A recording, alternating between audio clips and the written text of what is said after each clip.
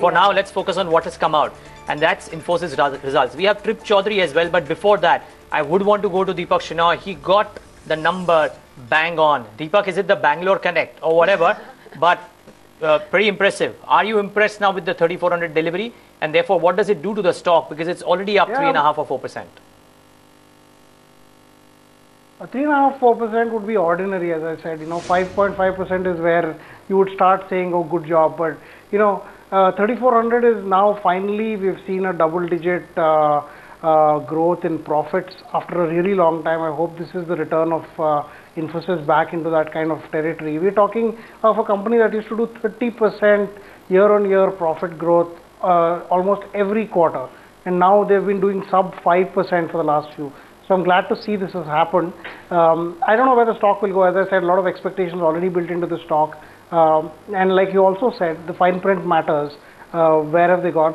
Utilization is going to be low. This is typically when a lot of the fresh recruits come in.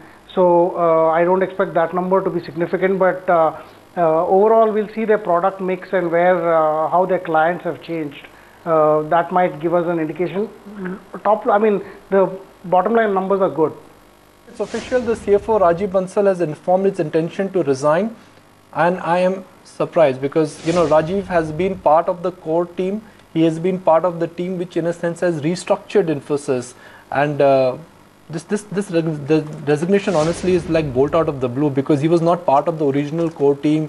He came in about 3-4 years ago. He was part of this next gen team. So has he stepped down as CFO and taking some other role with Infosys? We don't have the details, but yes, Rajiv Bansal going, the CFO. They have a strong management bandwidth, so I'm sure there's no problem whatsoever in terms of who will be the next CFO. But it's a bit of a surprise because I at least always personally thought that he was part of the core team, which was instrumental behind the turnaround. Trip Chaudhary, let me get a reaction going from you. Markets are giving a thumbs up at least to the moment to Infosys numbers. Are you satisfied with the fine print?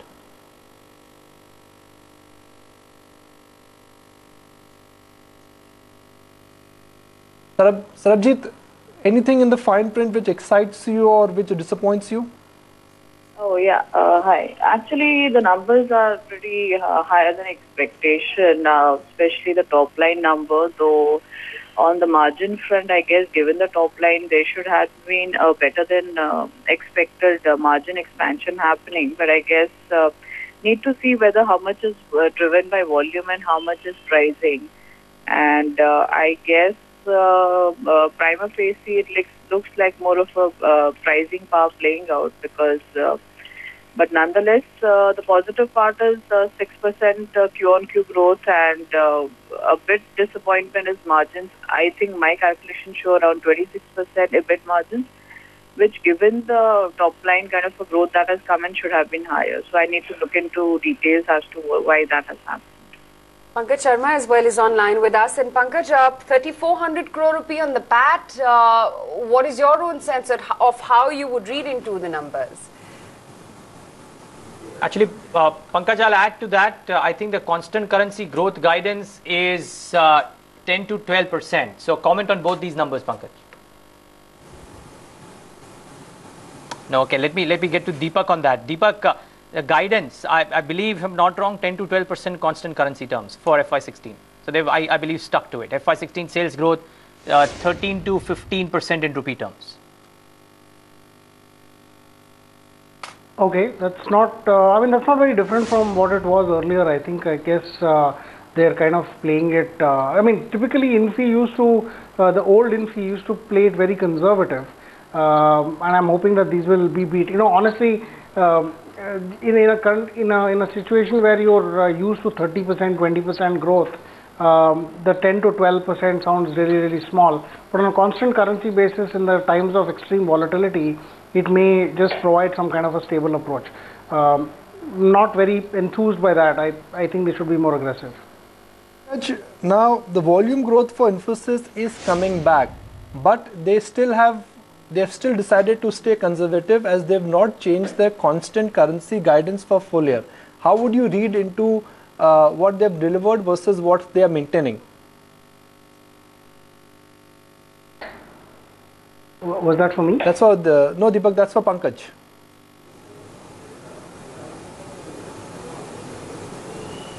Yeah, I think if you look at overall, I think the key here on is to maintain that momentum. I think first quarter result was very, very good. Second quarter result is also, I think, is better than expectation on most of the parameters. I think what we need to look at now is that can this momentum be sustained? And also I think the volume growth part which you highlighted, I think it has to happen in conjunction with pricing. Either it should be maintained or it should go up, because what we have seen in last 12 to 18 months, and our channel checks also suggest that Infosys is getting very, very aggressive on pricing part. So if the volume growth comes back, but it happens at an expense of pricing, I think that would be a slightly challenging thing. But overall, if volume growth is coming back, definitely it's a positive indicator, and if this momentum can be sustained, I think Infosys probably the next 12 months, it might really able to bridge the gap which has been created versus TCS on the valuation front. So I think overall, if it's a very positive development that volume growth is back. Okay, Trip Chaudhary, MD Equity Research, Global Equities Research Johnson on the show as well. And Trip, what is your initial thought? The numbers slightly above estimates, the guidance for the year, dollar terms as well as rupee terms has not changed too dramatically. How would you read into these numbers? I think, we have to take two things into context. First, I think Infosys executed very well in the month of, considering that both August and September were pretty bad for the deal flow. Secondly, we also have to put a context that the CFO is leaving Infosys.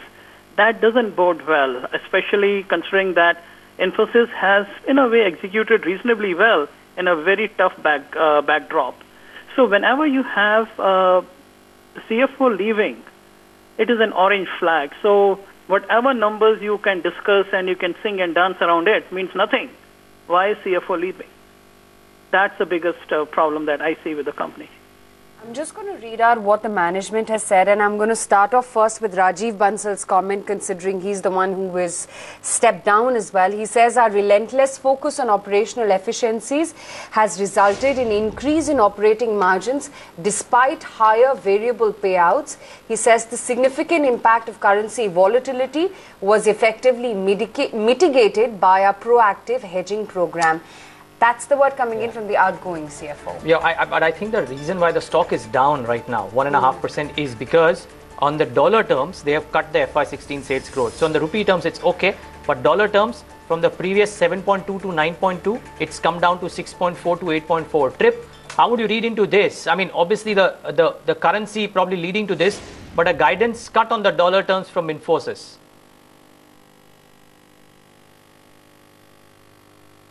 Trip, if you can hear me, I'm asking you, how would you read into the dollar guidance? FY16 sales growth in dollar terms has been slashed to 6.4 to 8.4. Now, I think we just lost Trip Chaudhary. But Deepak, come to you. I mean, the reason why Infy is now correcting, I don't think it's got to do with Rajiv Bansal or anything. It's probably got to do with the fact that the dollar terms guidance has been cut. Probably, I mean, one of the things will be, I guess, their cross-currency issues. 30% comes from non-US, so, and those currencies have changed. So in that mix itself, that would cause some kind of downturn. But 6 to 7% dollar terms, well, I think it's probably a precursor. I don't know whether this is significant. Even the stock's not corrected significantly. It's still at a 1% or 2% change. So I don't think we can attribute this reason. It just might be over bullishness in the past. Now what's interesting here is that traditionally, if I look at H1, which is Q1 and Q2, they're strong quarters for Infosys. So when they started the year, they were hoping that the first half would be better, second half would be significant slowdown. If they've cut their dollar number or dollar guidance number, it means that they expect the second half, which is the second half of this financial year, to be slightly slow. Q3, which is the current quarter, will obviously be slow because there are bunched up holidays, Christmas holidays, Thanksgiving holiday. So you will not get a huge dollar uptick in this quarter, at least from the major market, which is US, which is accounting for 60% of the sales. Then we look at the other geographies. In the other geographies also, Europe contribution, it is still looking standard. India contribution is not yet kicking in.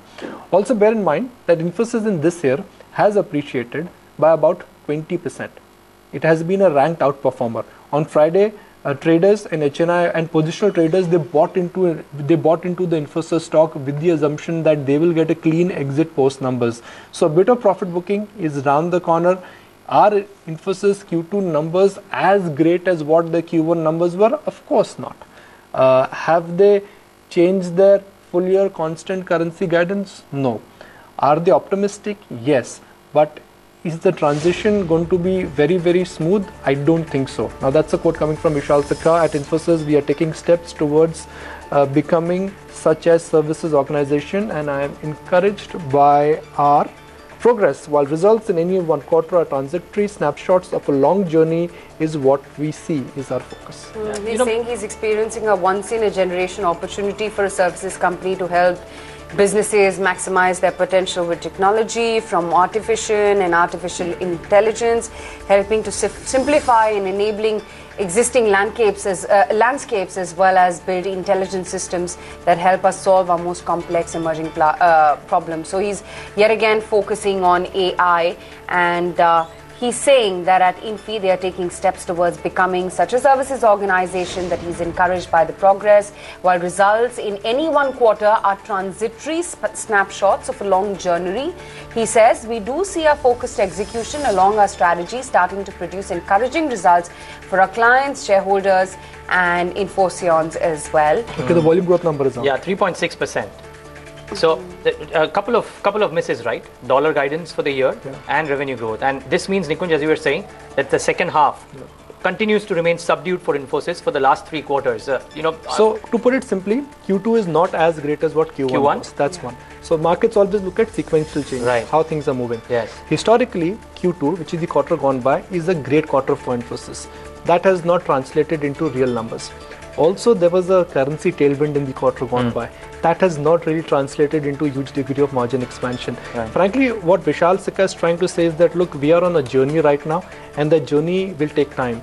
They frankly will not be able to show the results of that journey on a quarter basis. Right. Markets are hungry for quarterly growth. That's the nature of the market right now. And We always tend to assess every number with a dot. Yes. So the disappointment is only because the volume growth is not as powerful as what it was anticipated. And the guidance, of course, and which is why Infosys is now down 4.5%. I think Sarabjit, Dipesh, as well as Pankaj is with us, as with Deepak Shenoy. And Jamal, just come to you. Just need to mark though, Infosys is taking down some of the other IT names along with it. HCL Tech and Wipro are both down, and Bank of Baroda continues to remain the top loser. But Sarabjit and Pankaj, let me come to Sarabjit first. Sarabjit, dollar revenue guidance cut, volume growth 3.6%. Are these two large, obvious disappointments?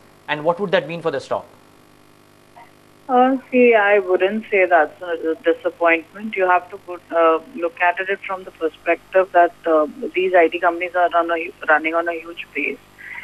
So I don't think I'm that disappointed. The only thing is that in terms of guidance, I guess it also has to do with a lot of currency movements actually. So net, I guess I'm not that disappointed with the numbers, but in fact, I guess with the volume growth, as long as it's pretty decent enough, I think the company has done a good job in terms of numbers. There is one surprise, and there is one thing we need to thumb the table for Infosys, because the margins now, and Pankaj, I want to come to you for this one once I read off the number, 25.5%. 25.5% is a strong number. TCS, which is a market leader, has a margin band of about 26 to about 28% or 27 to about 29%. Pankaj, honestly, I'm impressed with margins. EBITDA margins, they stand at 25.5.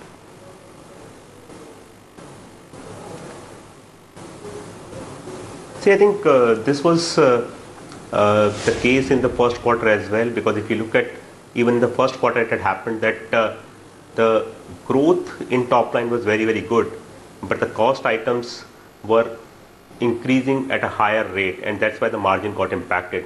So I think the point which I highlighted earlier in the discussion, that in last 12 to 18 months there has been a lot of indication that Infosys is trying to win back volumes, it is trying to win more projects, but there is probably a risk now that it is coming at a slightly compromised pricing, and I think that could be a risk. And as you rightly said, that this kind of margin profile is not really a great news.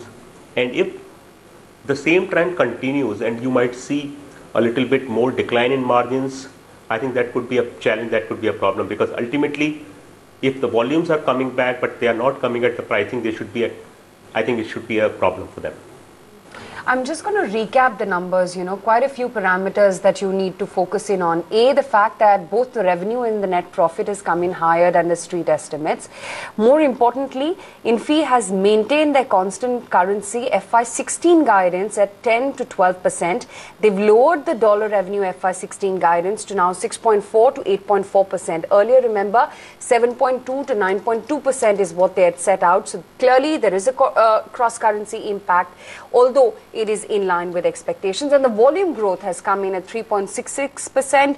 Pricing blended has gone up by about 2.5%. Deepak, disappointment definitely for the stock price, which is now down 3.5%. Where does it go from here? Do you see continued weakness on Infy now, or do you think this is just a one-off knee-jerk reaction and the price adjustment will take place today itself? Aisha, everything will happen after the conference call and how they're able to answer some of the queries that will come in. However, I think the important thing to note over here is it's still back only at Tuesday's prices. So it's not a big move down yet. I think a lot of the results moves in Infosys specifically are driven by sentiment and a feeling of we should have gotten better or we should have gotten worse. Some kind of results for that. So if things are to get worse, it will be after the conference call based on certain specifics. Why did Mr. Bansal resign, or what's happening? Is there a reshuffle in the management? We will need to know that before we take a thing. So I don't think it's easy for me to predict whether it will move down now. Sure, Deepak. So that point is well taken, but I must say kudos to you, Deepak, for guessing what the number could be on the net profit front. By the way, we have one more analyst, Dipesh Mehta of SBI Cap, joining in. Dipesh, now you had about 15 minutes to analyze all the parameters. What's the verdict on the number and the guidance? Two, what's the fresh call on the stock? What do you think the stock does here on?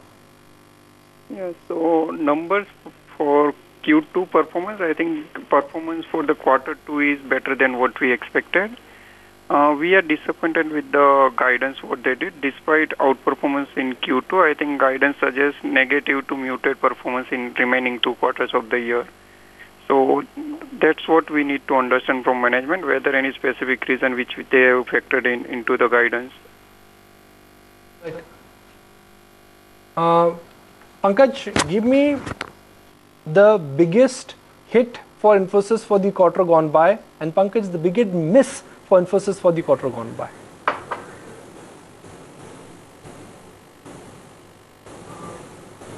Sorry, could you please repeat? Come again, please. So, sorry, I didn't get it. What is the red line and what is the green line for Infosys for the quarter gone by?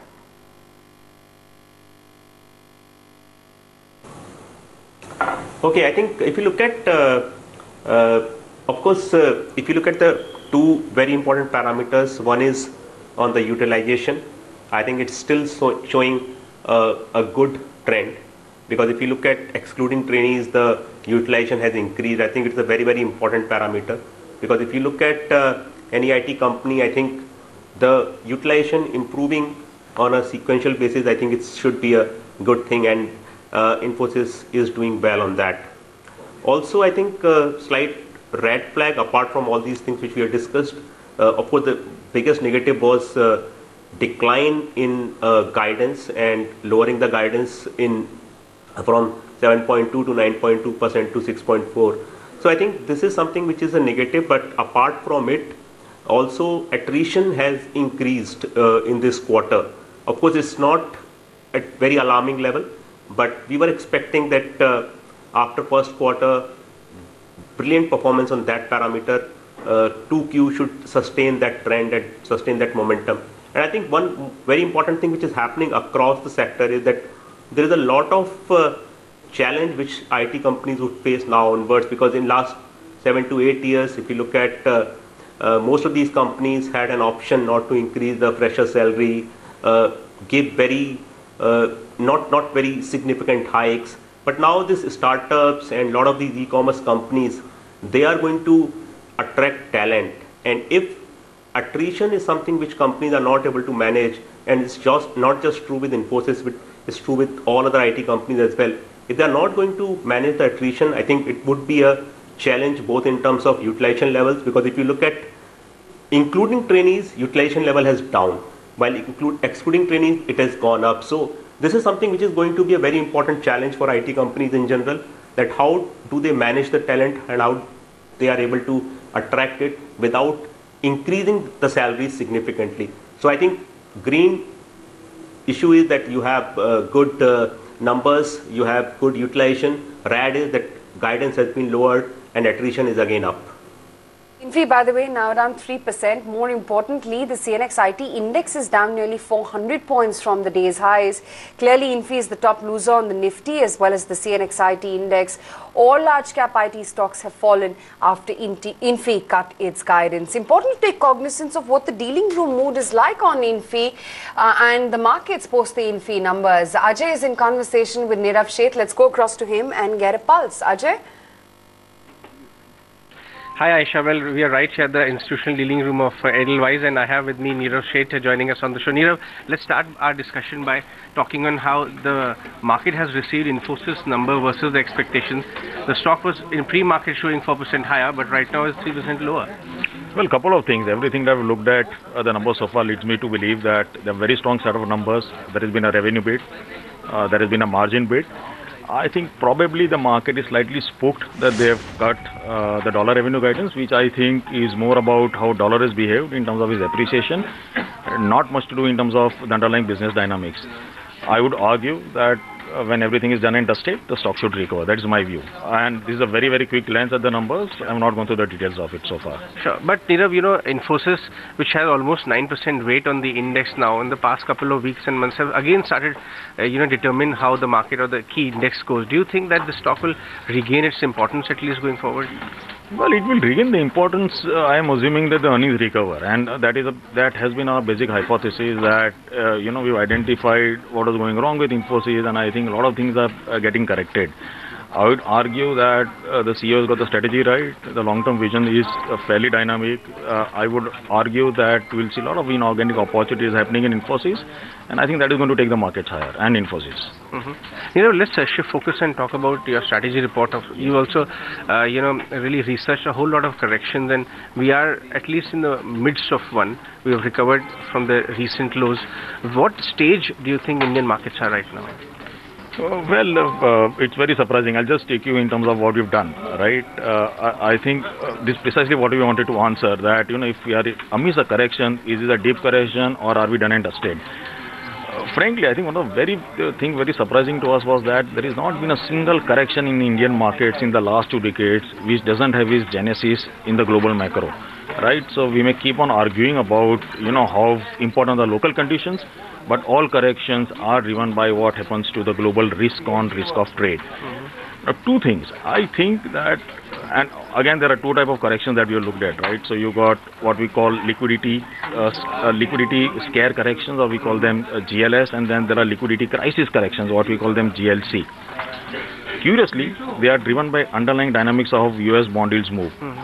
This is the first instance, and I repeat, this is the first instance that US bond yields have not done anything meaningful in terms of how it has behaved over the last couple of months, and even then the markets are corrected.